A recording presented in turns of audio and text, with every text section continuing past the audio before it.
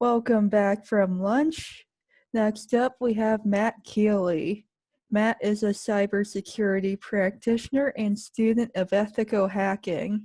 A U.S. Marine Corps veteran, Matt is an avid outdoors enthusiast.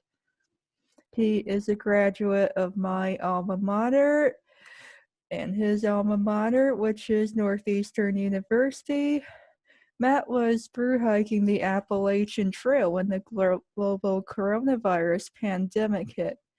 He was a recent recipient of the Penetration Testing Extreme course as a joint effort between VetSec and eLearn Security. Matt's blog is huskyhacks.dev. Presenting Knowing the Way Broadly, the craftsperson mindset is Matt Kiely. Thank you very much, AI Bea.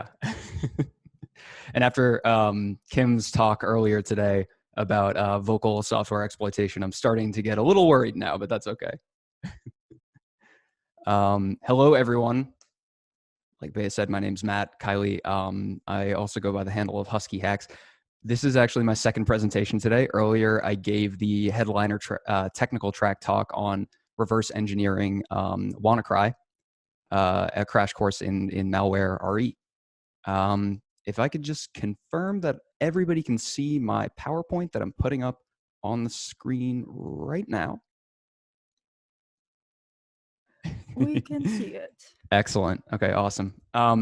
So my talk earlier was my technical talk. If that talk was synchronized ice skating, this one's going to be more like free skateboarding, right? Or free skating, I guess, would be the better analogy. That talk went to the minute. This one probably will not last the whole time. So let's see how we doing in chat. We got John Stoner, Michael Smith. Hey, what's up, man?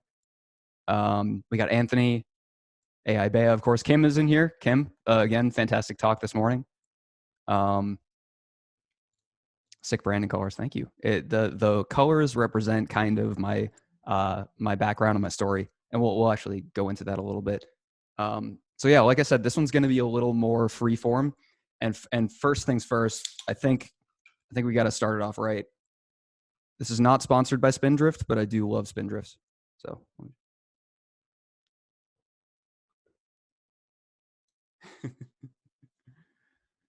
Knowing the way broadly, the craftsperson mindset, I'm submitting this as meditations more than anything of certain ways that I've been feeling about the profession lately.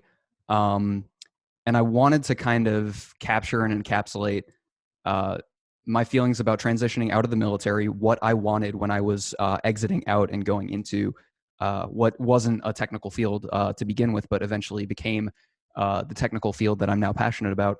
I wanted to capture those feelings about what it felt like to transition out, having a few select cataclysmic events and feelings kind of translate into actions that I took. And, you know, maybe I'll submit this for anybody else who is maybe feeling a little lost about the paths in front of us when we talk about technical mastery, management, or anything in between. And so I submit this to you. Take it as you will. This is Knowing the Way Broadly, the craftsperson mindset. And so I did this earlier, but we'll just do a who am I and Kiely. I will identify myself as a person who tries to learn every single day. I try to do three things really well. I try to learn, I try to teach, and I try to build. And those things exist in a triangle and kind of a feedback loop. And as I can do each of those things every day, if I can do even two of those things in any given day, it's a good day for me. But other than that, I'm a cat dad, recently adopted cat dad. That little guy's Cosmo right there. And I love him, and he's my best friend. I have hiked Mount Kilimanjaro. I've hiked a lot of the ranges in the New Hampshire Whites. I was hiking the Appalachian Trail earlier this year, and I started hiking in February, and we all know how that ended up. So now I'm back, and someday I'll get back out there to finish it up. And just some of the other periphery stuff. I'm a former Marine, 5 years in the Marine Corps. I was an intelligence analyst and special access program security and IT support for the F-35 squadron. And we'll kind of go into that a little bit in the talk. And I was also on staff at MIT Lincoln Laboratory in their space systems and technology division as an embedded cybersecurity analyst. Like Bea said, my academic credentials, Northeastern, and I am a student at RIT as well. And I'm taking a bit of a break, but I will get back at some point. OSCP, ECPPT, and that's about who I am to start. So, and a quick disclaimer: my current employer is SimSpace, and they're not affiliated with or sponsoring this talk. I don't know if they're in the audience, but if they are, hey guys, how's it going? This talk is about philosophy, and it's my personal philosophy towards work, the thing that we all do a lot. It's my personal philosophy about transitioning out of the military, how it felt to undergo that transition. And it's my philosophy about how I approach the thing that I do right now, which is technical specialty in cybersecurity. And it represents a point in time. So it represents just this point in time of these thoughts. It might change in 3 years. It might change in 30 days. If you ask me tonight, I might have a different opinion, but this is kind of, what I'm scribing into history right now for this point in time. It's among other things, among other references, the 3 books that you see on the screen right now are some of, they're not the most influential, but they're some of the most influential when it comes to this kind of philosophy that I've tried to put together. And of course, your mileage may vary, but I will submit this as just some thoughts. So let's dive in. I'll talk a little bit about my story. I was in the Marine Corps for 5 years. I spent much of that time in a tiny little border town called Yuma, Arizona, where I was stationed with the 1st Operational F-35 Squadron.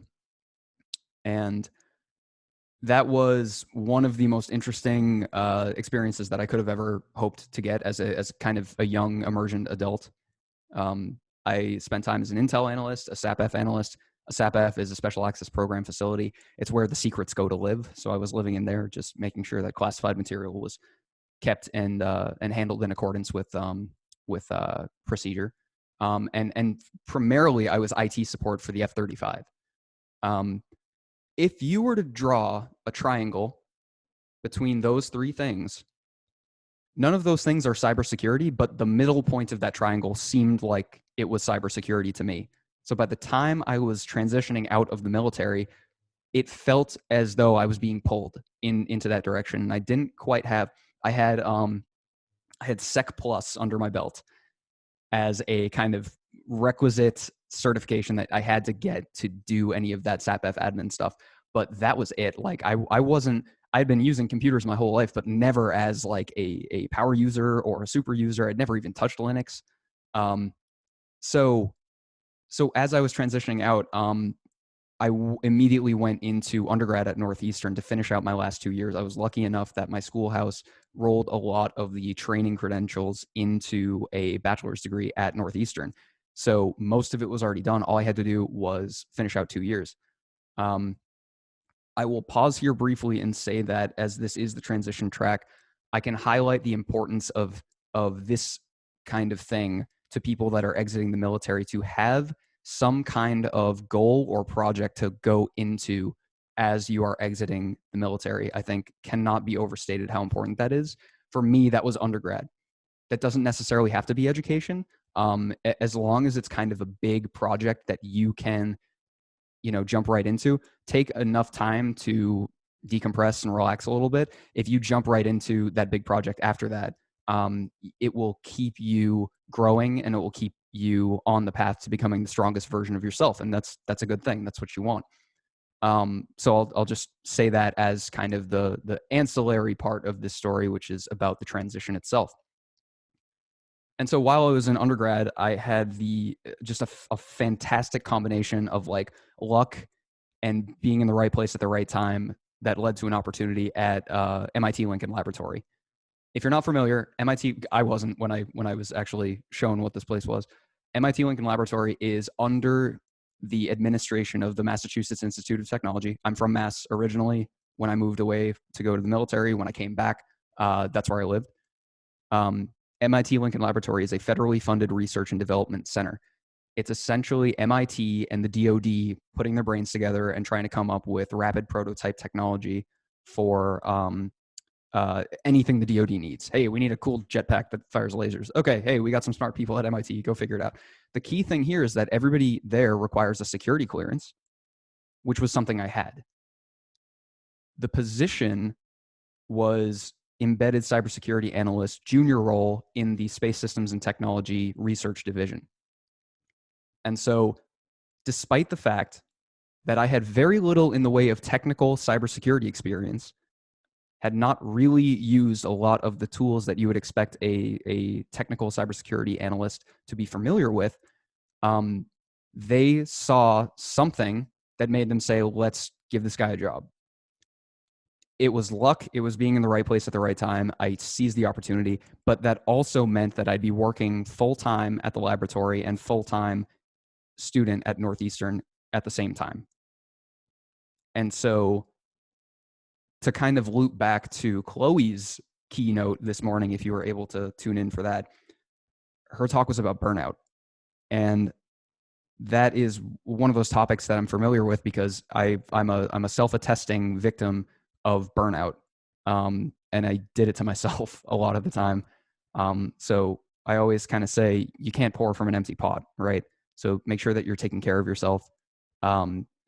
It's okay to say no to some opportunities. Don't feel bad if you have to. If you have to take some time, take a knee and take your time. In any case, the laboratory was where I landed. More on the governance and risk reduction and compliance side. As time went on, I carved out a more technical role for myself. And as luck would have it, being a junior position, eventually it got to the point where, excuse me, the person above me decided to leave, and I inherited, I went from maybe 25 systems, 25 endpoints, right, that I had to keep track of, which is that's a lot, but it's not really that bad, to over 1,000 overnight.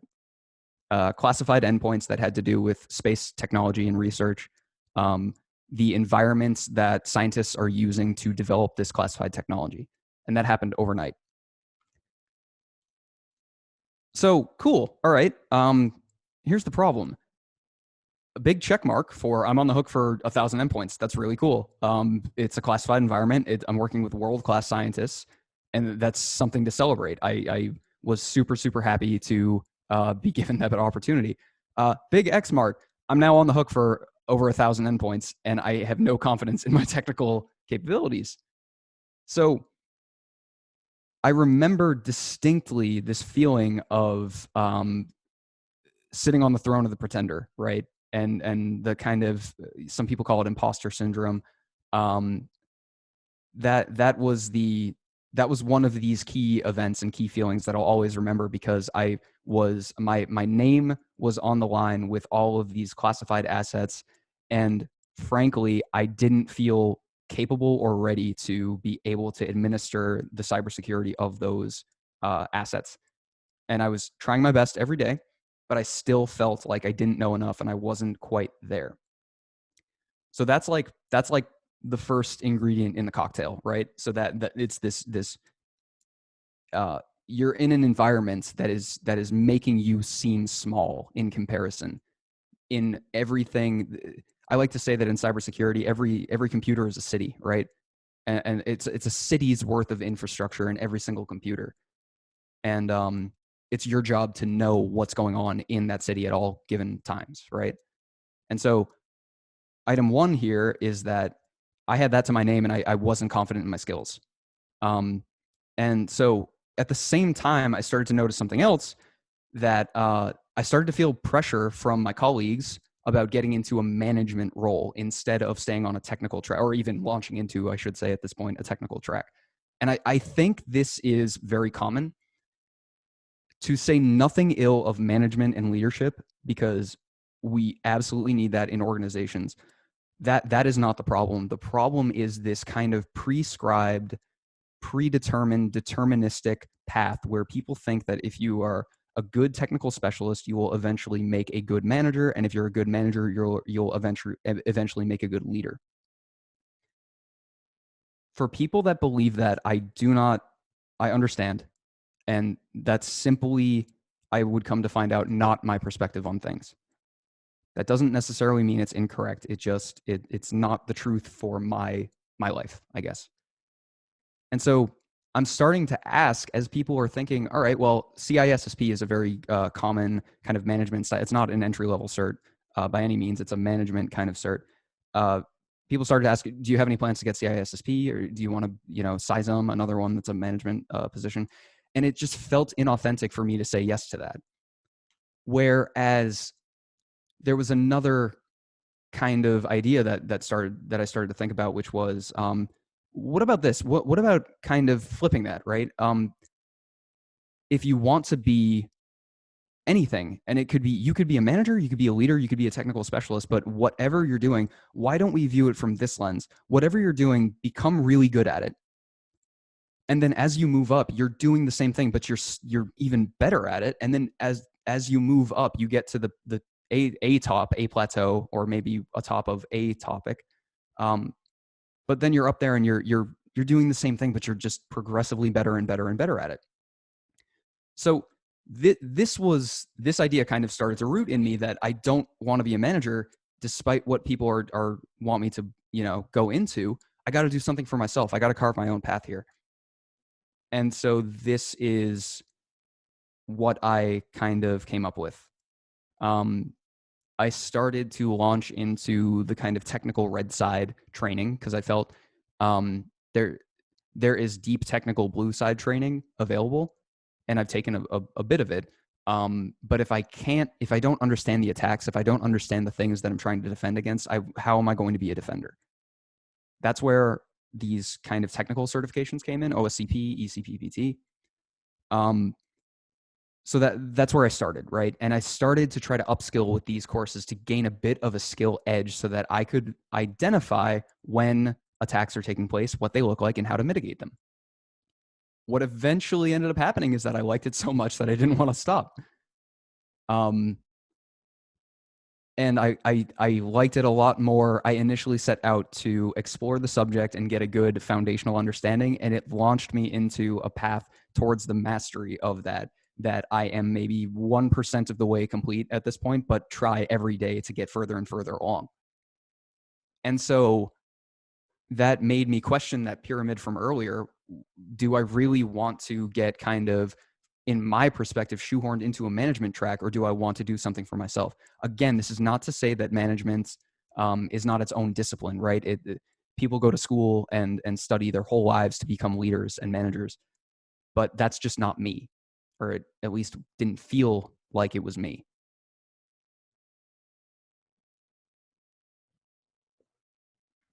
Spinny break. Spinnies. All this is to say that I had a lot of conflicting ideas about this, and as time went on and as I delved deeper and deeper into the technical skill training that I was doing, I started to build kind of a philosophy about it. And so I will submit this as my kind of philosophy towards the craft to anybody that may feel that, if you feel like you're in the same position that I was in, where you are looking at the management and technical track and weighing the pros and cons of both, and wondering if management is going to be right for you, or staying in the technical is going to be right for you, I submit the following for your consideration. And this is, again, your mileage may vary, but this is how I feel about it. So I just threw these together relatively recently. It's Meditations. Marcus Aurelius is one of my books that I go to constantly for advice, and on the craft, on meditations, on whatever. So I just put these together. So let's start with kind of the ideas about what this philosophy really means. It's a craftsperson mindset. If you step into the field of cybersecurity, you're effectively making a pact. We'll take anybody. We need everybody. We need every different perspective that we can find. But as soon as you come on board, you owe the field and the community, you owe it to everyone to try to learn and be as best as you can be every single day of your life.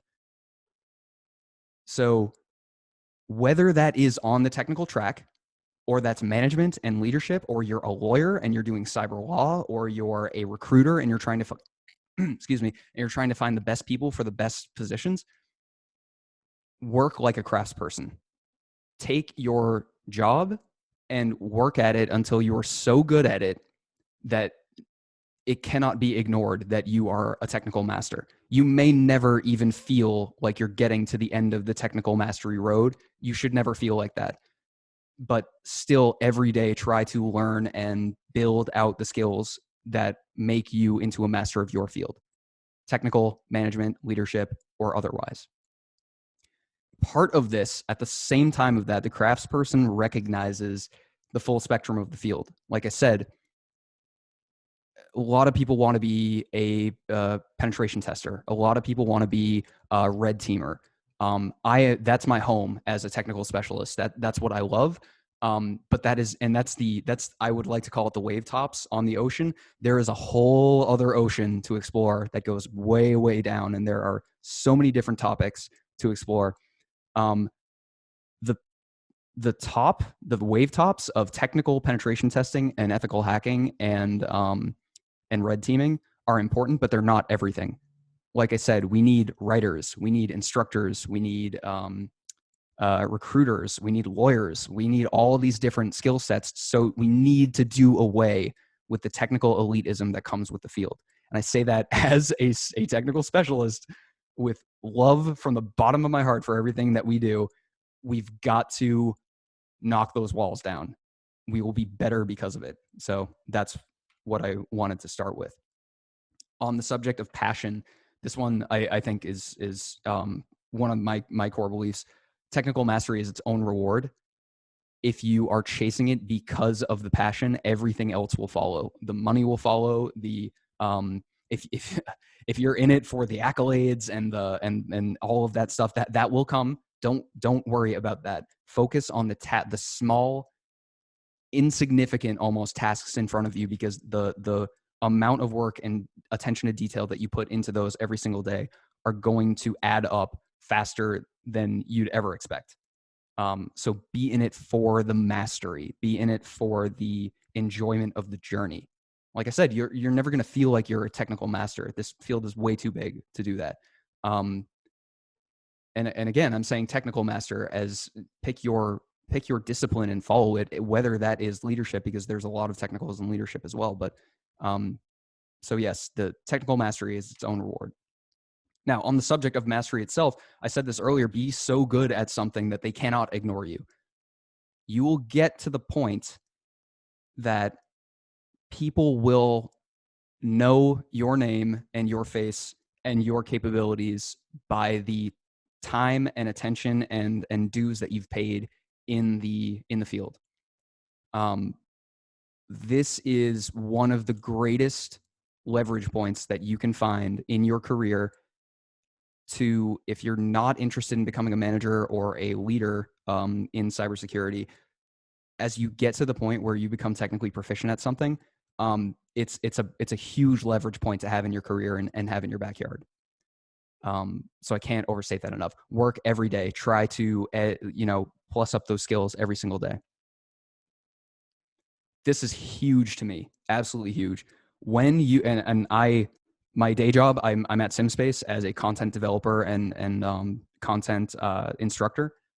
When you have learned, you are obligated to teach. Full stop. As soon as you acquire some knowledge, pass it down. Do not hoard knowledge. There's very little else I can say about that. It's just one of those things that's very near and dear to my heart. Is this, and then more on the other side of that, when we think about kind of the community at large, right? So when you learn something, teach, that could help out a few people or maybe many people over a long enough timeline. But to the community as a whole, when you have something to give it back immediately. Don't hesitate. Don't think about it. If you will know as someone who recently crossed into this threshold, you'll know immediately when you have something to give back into the community. You should do it. Don't even think twice about it. And continued, like I said earlier, when you get to what I want to say, a top, not the top, because there is no the top. When you get to a top, toss the ladder down, help somebody else out. On development, when something sparks your passion, follow it, fan it into a flame, and let it burn. And don't think twice about it. And for all these disparate ideas in cybersecurity, try to start pulling threads together and come up with kind of new perspectives and ways to look at the current landscape. This is a quote from Musashi's The Book of Five Rings, which is near and dear to my heart. When you know the way broadly, you'll see it in everything. This represents the kind of, as you progress in your journey towards mastery, this will eventually become apparent to you that when you know the way, in this case, when you know the field and the career, when you know it broadly enough, it will start to jump out to you. Maybe a very specific example of this is that when you start to, from the red team side, when you start to understand web applications and web application penetration testing, next time if you're able to do that successfully, next time you look at the source code of a website, HTML source code or PHP, things will start to jump out to you and you'll say, wait a minute, I've seen exec before. That's something that can be exploited. And so like these kind of disparate ideas start to come together once you have mastery in the field or have gained some amount of technical expertise in the field. Don't ignore those. When that happens, listen to that. And yeah, that's, yeah. This is also huge to me in the same vein of mentorship and leadership. This is a collaborative medium, and to use a metaphor, if you're in a band, sometimes you're soloing guitar, sometimes you're playing rhythm, sometimes you're packing up the equipment. Doesn't matter what you're doing. Play your part, do your job. The other part of this is, it's like, I used to do like improv comedy. Your job when you're improving on stage, assuming it's like a comedy show itself, your job is not to look good. Your job is to make them, your buddy, the person who's on stage with you, look as good as possible. Same concept applies. Your job is to learn and then teach back into the community or your teammates and have them grow into the best possible versions of themselves, career-wise. And so finally, and yeah, like I said, this talk probably wouldn't last the whole hour, but I would be more than happy to answer questions after this. And just on the why, right? Why even bother with the field? It's huge. It cannot be overstated how big this field is. It is, like I said, it's as wide as the ocean and twice as deep. The funny thing was, at one point in cybersecurity, we had all the answers. If you think about when computers were very primitive, and we could hold everything that we knew about computers in one hand, those days are gone. The field has grown to the point that now everybody may have a piece of the puzzle, but nobody has everything. And so after even years of experience and studying and researching and trying and failing, at the end of the road, you might, if you're lucky, be able to contribute a single % to the collective human knowledge. And you should do that simply because of the passion and the love for the craft. And if you can do that at the end of the day, you've lived a blessed life. And so I submit those. And the last thing I'll say is just don't give up. If you're coming in, it can seem real hard at times. The world needs you. We need you. Yeah, that's about everything that I had. So thank you. Of course, thank you to my partner, Emily. She supports me when I'm, in the lab for long hours and I'm putting this stuff together. So thank you so much. Thank you to the VetSec board, Tom M, Jack, Bea, Brennan, Tom W, everybody from the past board, and present and future. Sure, why not? And thank you all to everybody who is in here listening.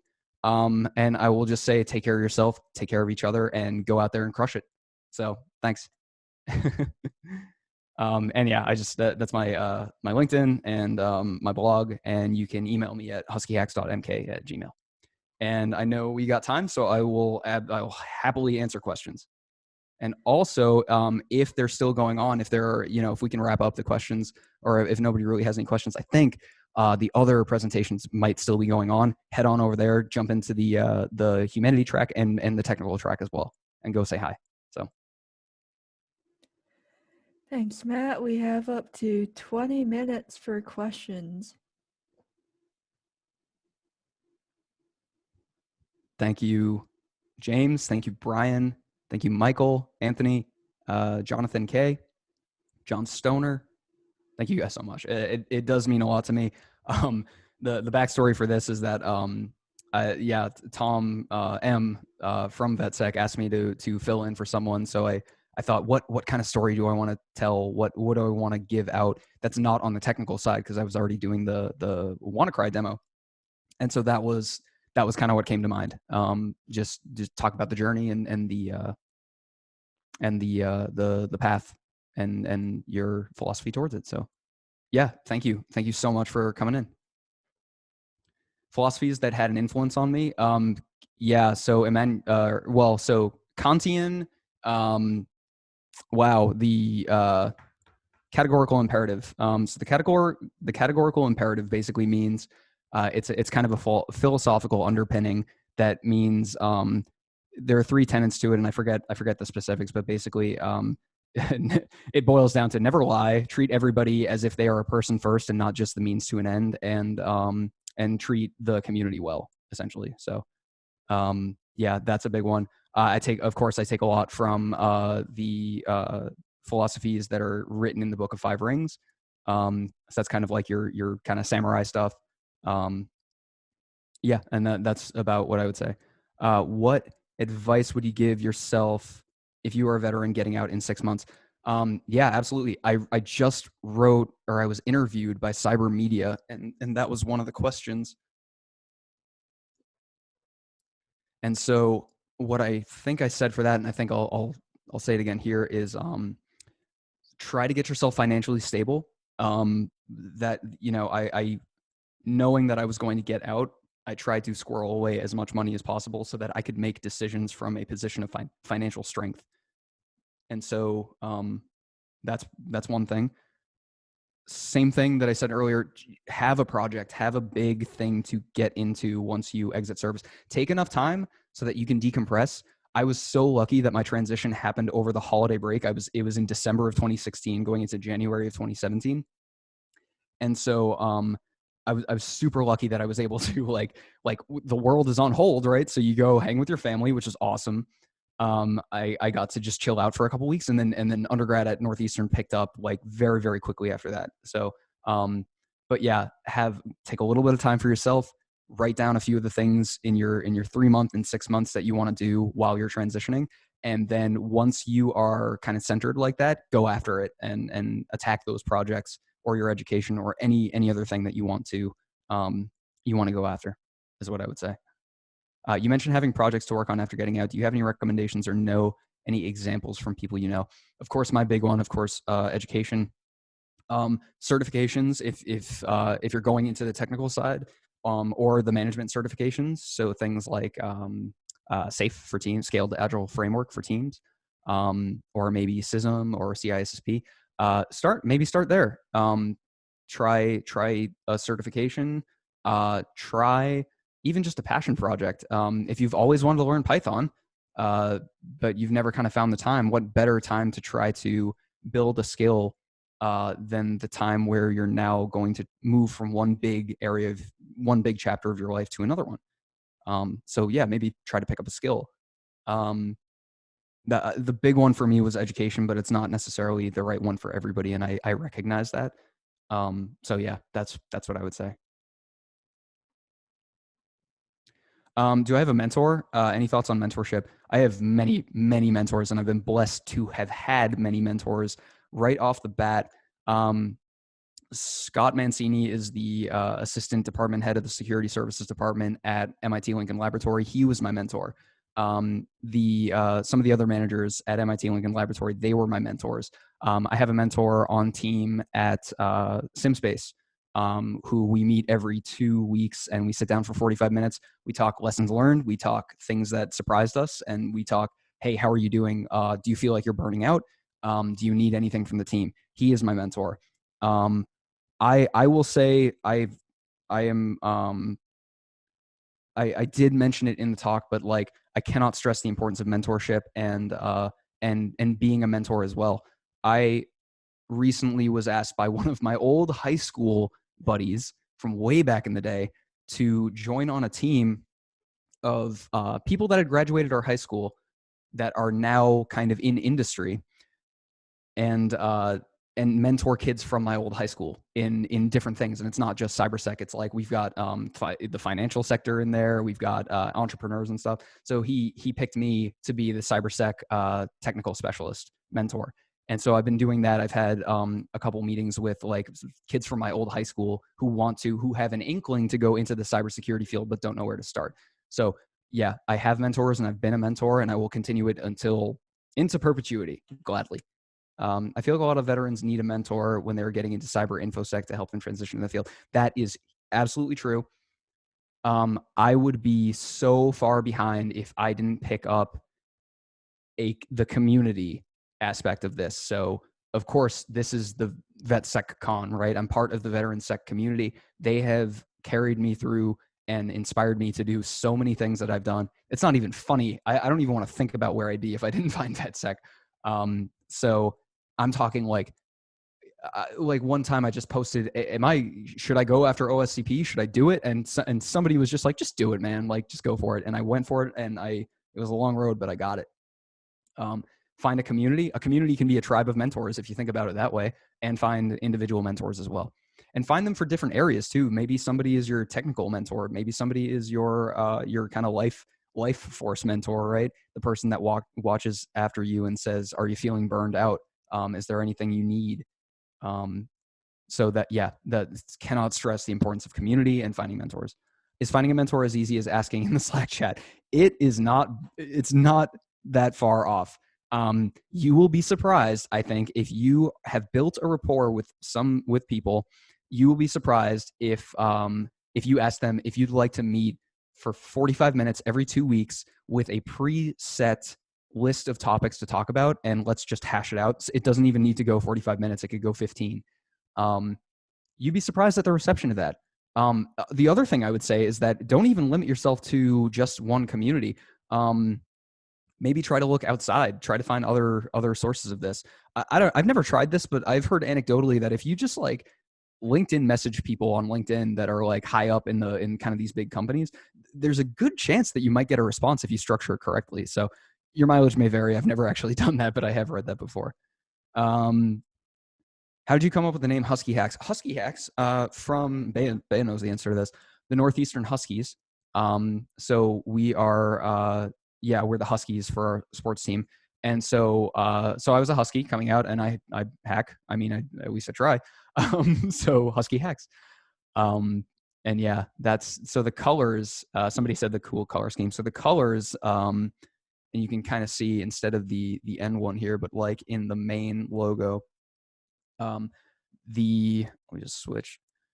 The red that's in there is representing of Northeastern, which it's not that red. It's actually a much like brighter red, but the kind of mix in of my other blue side training from MIT Lincoln Laboratory is blue, which you can see on this slide right here, if you see that one. So you kind of have this mix of experiences that went into kind of the logo and the colors. Huskies are the best dogs. That's true. I don't think I'll ever own a dog. It's just a ton of responsibility that I don't know if I'm ready for. I do have a cat though, like I said. For someone doing a career change in the field, do you recommend acquiring more theoretical knowledge first, e.g. computer science type degree, or start with more practical training, e.g. OSCP certification, and strengthen your mastery with more foundational knowledge as you gain experience? Oh boy. There are certainly two sides of this question. I am not opposed at all to people that are doing technical things that don't understand the like foundational ones and zeros of what's going on. A lot of the time when I'm using exploits in like red teaming and stuff, I'm not totally sure about what is happening the first time. Let's take zero logon as an example. The first time I used zero logon to compromise a domain, I didn't know what was going on. I just knew that it worked. But then you research that, right? If that sparks your interest, research a little bit. Oh, okay, so net logon is being passed on, in the traffic, and 256 times. At 1 out of 256 times net logon is used, it'll be all zeros for some reason, so we can exploit that. So you start to unravel that stuff. I will say that computer sciencey type background stuff, and specifically red teaming and ethical hacking, are not necessarily mutually inclusive, right? So you don't need to be a CS student to understand ethical hacking. It certainly helps. Why wouldn't it? Having an idea, a really solid foundation in the programmatic side of things and the foundations of data structures and how data like works at kind of a foundational level. Yeah, why wouldn't it be? That's a fantastic thing to do. I don't think you need to do that. But if you have that background, absolutely go for it. And then the other part of that is you're gonna be, if you're like into CS, or if you're if math is your thing, you might be into different areas of cybersecurity. It's a broad field. And so don't limit yourself to just, all right, well, I'm into math, so all I can really do is cryptography or something like that. If you have skills in cryptography and you want to be a penetration tester, you might have a perspective that nobody else has. You should be proud of that. So yeah, but like what I said, whatever you do, feel the sparks of inspiration and follow those, is what I would say. I hear I hear John Hopkins APL is better than MIT Lincoln Laboratory. I'll concede. I think they're all fantastic. Jet Propulsion Laboratory is also fantastic, which is Caltech, I believe. Thank you for answering. Thank you for watching. Thank you for listening to me just blather on for however long. Do you see yourself going into security management and developing high level policies, or hacking forever? I would say, based on my feelings right now, I would not bet on me going into policy, procedure, and management, that kind of stuff. I love the technical. I love being able to take the technical and break it down to make it easy to understand for myself first and foremost, and other people. I would never say no. Who knows? Like I said, this is how I feel right now. Maybe it'll be different tomorrow. Maybe it'll be different in 5 years. But right now, I would say probably not. John Hopkins is legit. I 100% agree with you. And let me see if I got any other. How was hiking solo on the Appalachian Trail? Oh boy. Well, I wasn't hiking. So I did set out solo, but I wasn't hiking solo the whole time. I actually have my hiking buddy that I met, I think, the second day on the trail. Is after all of this is done, after I'm done with VetSecCon and everything, next week I'm taking vacation to go hike the New York section of the AT for a couple days, and he's coming up to do that with me. So, but how was it hiking? It's just an absolute indescribable. 250 miles, which is where I had to call it because of COVID, was a life-changing experience, and that was up into the Smokies, and that was it. I don't even want to think about what kind of experiences I would have if I had stayed there the whole time. It was just an absolutely indescribable experience, and I can't wait. It's going to be a long time until I can probably get back out there again, but I can't wait to do it. What about offensive security operations management? So I should mention that, like, just because I might be adverse to kind of the traditional manager role, but like technical specialist and operations specialist manager, team lead for technical positions would probably be a very good position for me. And for anybody who kind of shares those thoughts, I would recommend that to look into. Yeah, so I came in late and noticed your mic. Do you have a Twitch stream, YouTube, or something we can follow and subscribe to? I don't really have a presence right now. I have a YouTube channel, but it has the only video on there is the demo I gave this morning, just the demo portion. I will probably grow it, but that's not really, I'm not trying to make it in the Twitch and YouTube's field. I love the Cyber Mentor and John Hammond and Hackersploit. I love watching those videos. They're fantastic. I just don't know if that's me. I don't know if I certainly don't want to be on Twitter. I know that much. And I just don't know if I would do well and my mental health would be retained if I started to put myself out there like that. But who knows? I might. I do write for my blog and I put things there. So yeah, it's definitely not for every. I agree. I'd love to see more people doing malware reverse engineering on Twitch. Maybe someday. Yeah, I don't know. So we'll see. But yeah, thank you. This is I thought we were gonna punch out at like 3:30 here, and people are gonna be like, okay, fantastic talk. Thank you guys so much for like being interactive and engaging and stuff. This is like I really like this Q&A stuff.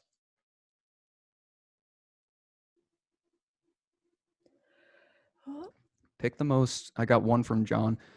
Pick the most critical non-technical skill that's needed for success. Being a good person. Yeah, which is shorthand for soft skills, communication, empathy. Oh my God, just human empathy is and that's a little bit about that point about doing away with kind of the technical elitism. Is this actually, yeah, Kim and I were talking about this a little bit earlier, is that there are people out there that they'll hoard information and they'll act like giving it away is it's going to remove their power, I guess. And I just don't understand that. The ability to empathize with people and instruct and teach is one of the, and be a friend, I guess, in this space, is, I think we're bereft of that right now, unfortunately. A lot of the reason I don't go on Twitter. And I am missing out on the sweet InfoSec memes, but I make my own sometimes, so that's cool. What did I like better, OSCP or ECPPT? I like not comparing those. They're different certifications. They are for different things. They have strengths and weaknesses, and you shouldn't look to compare them, I would say.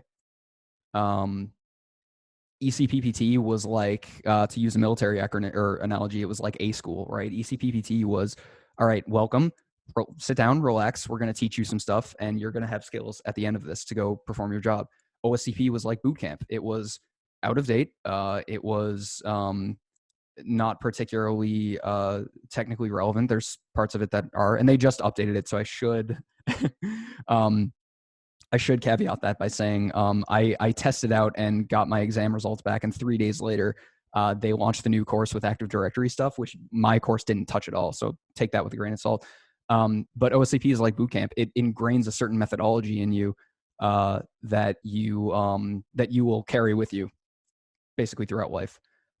So they're different, and they're for different purposes, I would say. And if I'm blessed to say that I had the opportunity to do both of them.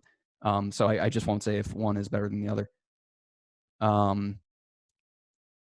Memorable project that you worked on. Yeah, there's been some stuff at work recently that I'm not super sure if I can like go into. But basically putting together training packages to be consumed in the masses on everything from packet analysis to SIEM use, so Splunk and Kibana. All the way up to Cobalt Strike and using Cobalt Strike for red team, distributed red team operations. And I can't really say much more about that, but that was the subject matter, and it lit me on fire. It was awesome. Let's see. Oh man, questions. OCP is more of a conditioning process. I agree, John. I agree. Yeah, so we've got 1 minute here. Favorite Yeah, resources for practicing, as well as questions about similarities between the military and cybersecurity. Yeah. So cybersecurity in the military, I mean, it's attack and defense. Cybersecurity is the perfect form of asymmetrical warfare if you think about it. So It is, I mean, some people call it cat and mouse, but it can get up to the point where it's full out, attack and defense. So you got to think about it like that. Threat modeling goes a long way. That's kind of from my intel background. And they're both incredible journeys, and they'll have our ups and downs, but you'll be better because of it, I think, in the long run. And then what was the last one? Favorite resources for practicing. I still have a Hack the Box membership, although I haven't actively participated in a long time just because I've been busy.